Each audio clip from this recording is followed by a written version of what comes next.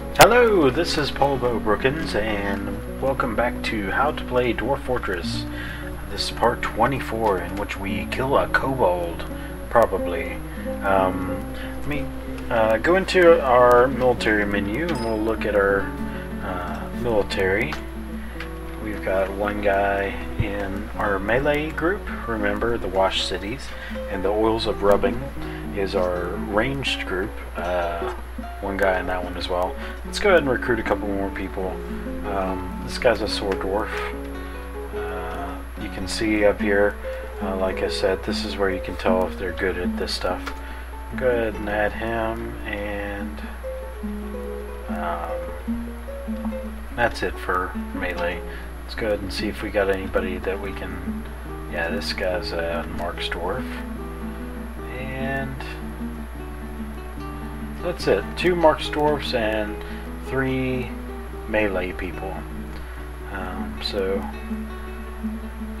now that we have some more people in our military, let me show you how to send them after people.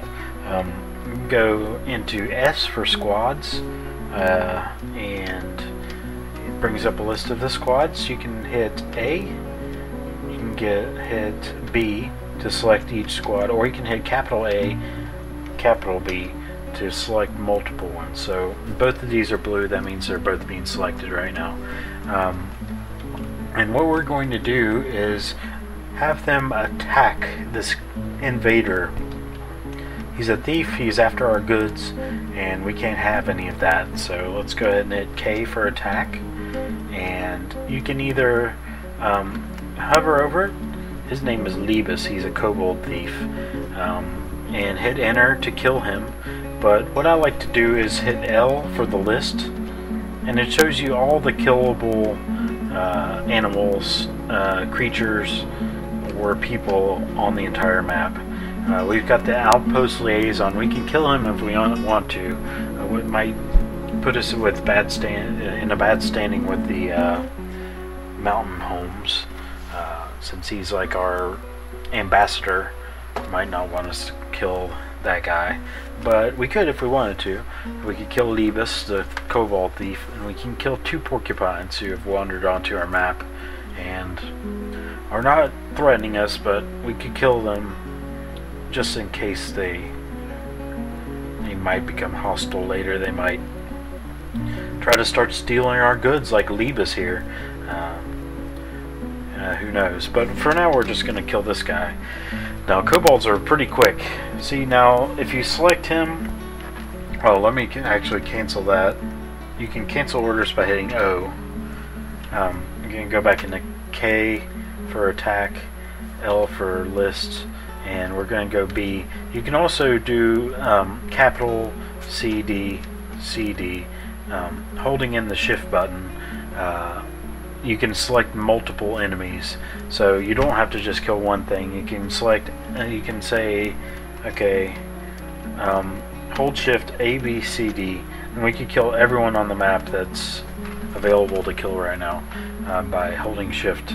But really we just want to kill one, so we're just gonna select B, hit enter, and it says, it's like an abbreviation, but kill Lieb's Kobold Theif.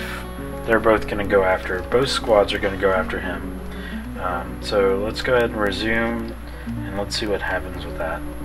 He's right on the 2nd floor, so we'll take a look. Let's see, he ran upstairs. Oh, did he run on downstairs?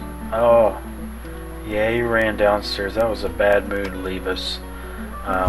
So he's dead now.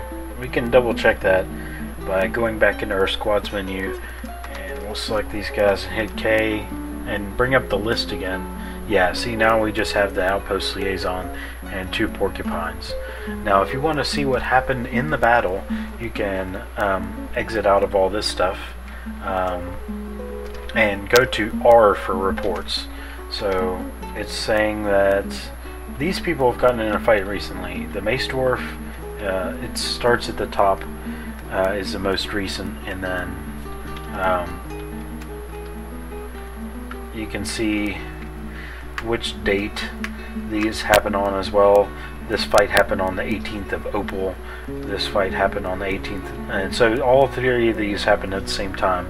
They were all fighting. The monkeys happened on the 19th of Timber. You can see that was the last report for those guys when they tried to come and attack us during our trading mission.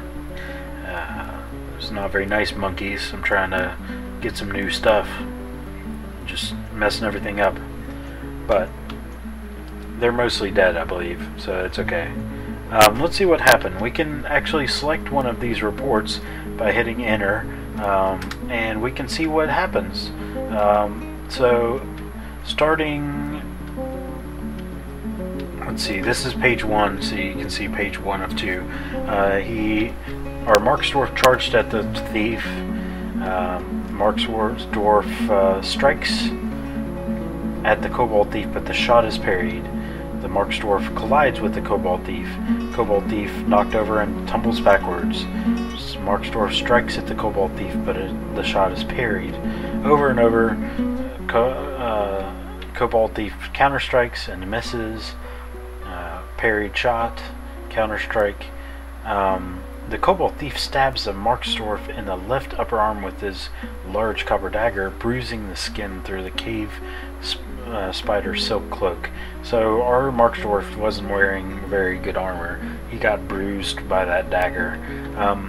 It will be very specific on what kind of stuff happens in the battle, so it's kind of interesting how they do it.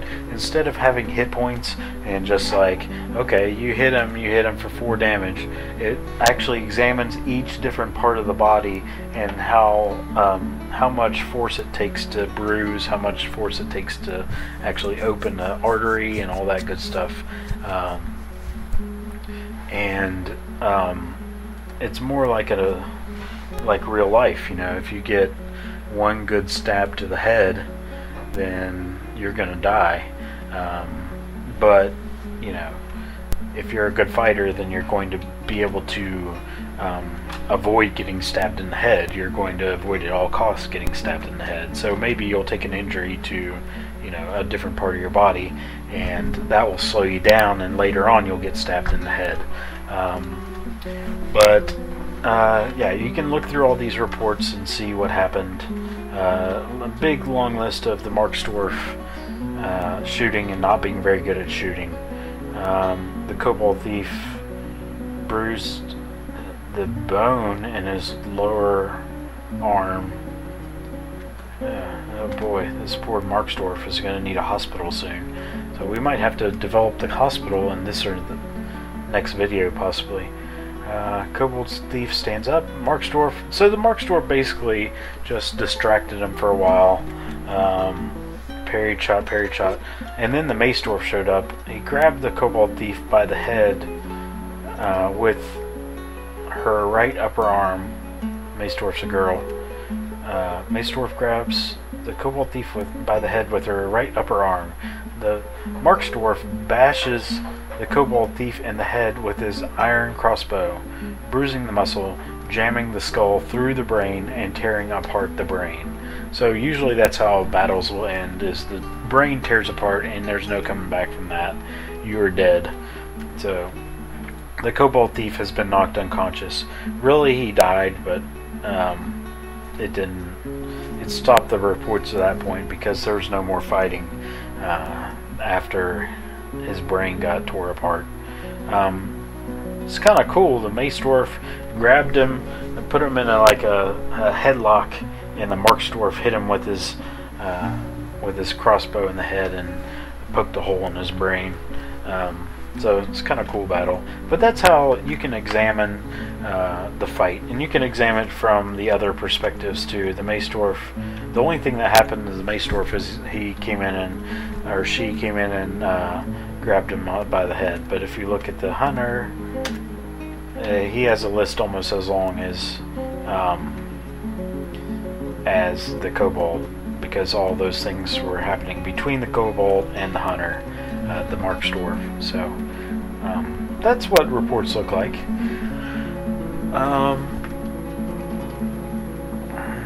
Another thing you can do with the military, I'll go ahead and show you this in the squad screen. You can go ahead and select one of the squads or multiple squads, and you can move them. So you can hit M, and then you can move your squad to a certain location. Let's say you want to defend this hallway.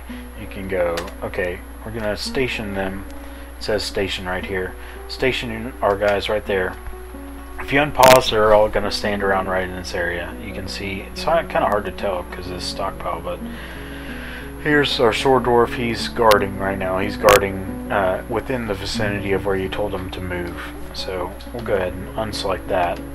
So that's a good way to set up a battle. If you're going to be outside, let's say you're up here and you've got enemies coming in from up in this corner here.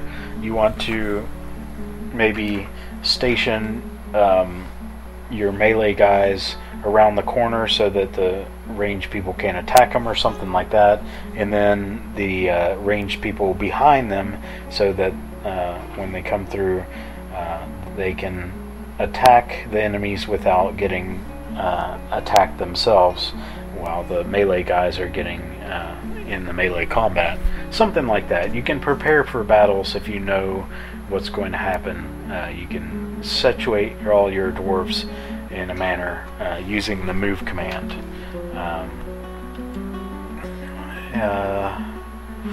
And you can also hit Z if you want to know where that squad is. If you send them after some kind of enemy, you can see what they're doing by hitting Z. So Z, this is the center of the squad right now, but it's because our commander is sleeping in his bed. So, but that's the basics of a fight. We only fought one enemy. It was a Kobold Theif, and we killed him almost immediately. But that's how that works. Let's see here. Looks like one of our guys has linked this with the mechanism. So in the next video, we might be able to actually show you what happens when we pull this lever. We got this lever also built, so we'll go ahead and have these two levers hooked up and hopefully be able to show you how that works. And also we're going to go ahead and show you how to get started in the metal industry. But until then, my name's Paul Brookins. Like this video if you like it, and subscribe if you like what I'm doing here. But until next time, we'll see you then.